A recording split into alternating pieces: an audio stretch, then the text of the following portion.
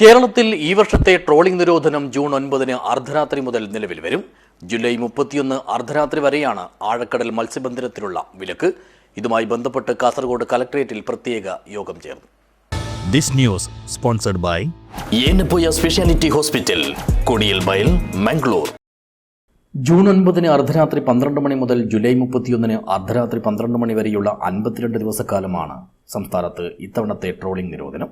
ഇതിന്റെ ഭാഗമായി ഇതര സംസ്ഥാന ബോട്ടുകൾക്കും കേരള തീരം വിട്ടുപോകാൻ നിർദ്ദേശം നൽകും. ട്രോളിംഗുമായി ബന്ധപ്പെട്ടുള്ള മുന്നൊരുക്കങ്ങൾ അറിയിക്കാനും അവലോകനം ചെയ്യാനുമായി കാസർഗോഡ് കലക്ടറേറ്റിൽ ADM KV ശ്രുതിയുടെ അധ്യക്ഷതയിൽ പ്രത്യേക യോഗം ചേർന്നു. ഫിഷറീസ് ഡെപ്യൂട്ടി ഡയറക്ടർ KL ലബീബാണ് നടപടികൾ വിശദീകരിച്ചത്. മെയ് 15 മുതൽ തന്നെ കാഞ്ഞങ്ങാട്ടെ ഫിഷറീസ് ഡെപ്യൂട്ടി ഡയറക്ടറുടെ കാര്യാലയത്തിൽ 24 മണിക്കൂർ കൺട്രോൾ റൂം പ്രവർത്തിച്ചു വരുന്നുണ്ട്. കടൽ രക്ഷാപ്രവർത്തനത്തിനും പട്രോളിംഗിനുമായി മഞ്ചേശ്വരം, മടക്കര ഹാർബറുകൾ കേന്ദ്രീകരിച്ച് 2 രക്ഷാബോട്ടുകൾ സജ്ജീകരിക്കുന്നതിനുള്ള കൊട്ടേഷൻ നടപടികൾ അംഗീകാരത്തിനായി ഫിഷറീസ് ഡയറക്ടർക്ക് സമർപ്പിച്ചിട്ടുണ്ട്. കീഴൂർ ഫിഷറീസ് സ്റ്റേഷൻ കേന്ദ്രീകരിച്ച് ഒരു ഫൈബർ തോണിയും അനുവദിച്ചു. ഫിഷറീസ് റെസ്ക്യൂ യൂണിറ്റ് എന്ന നിലയിൽ ജീവൻ രക്ഷാ ഉപകരണങ്ങൾ ഇതിൽ സജ്ജീകരിച്ചിട്ടുണ്ട്.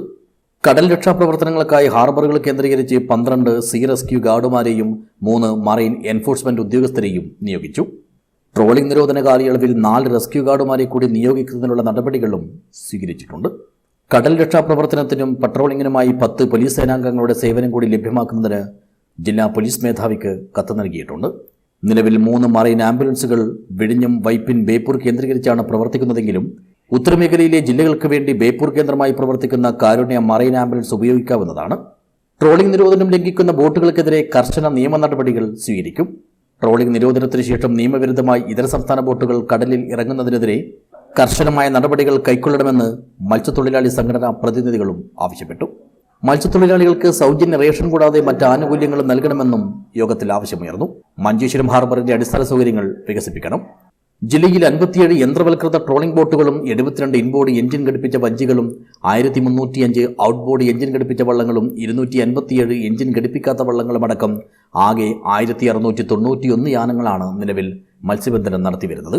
10,092 മത്സ്യത്തൊഴിലാളികളാണ് ജില്ലയിൽ രജിസ്റ്റർ ചെയ്തിട്ടുള്ളതെന്നും യോഗം വ്യക്തമാക്കി.